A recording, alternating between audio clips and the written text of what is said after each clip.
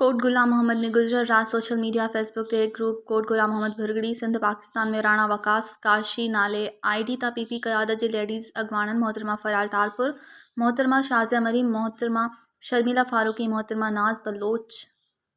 खिलाफ इंतहाई गैर अखलाकी पोस्ट रखी वई जिनते पीपी जे उहदेदारन नोटिस वठंदे PP city general secretary Roshan Ali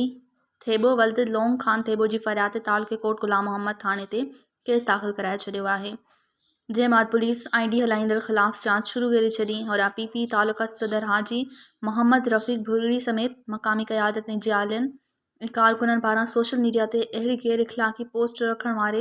मामले जी सख़्त लफ़्ज़नि में मज़म्मत कई वई। मज़ीद ख़बरनि ऐं तफ़सीलात लाइ विज़िट कयो असांजी वेबसाइट www.awamiNewsHD.com ऐं ॾिसंदा रहो अवामी न्यूज़ HD।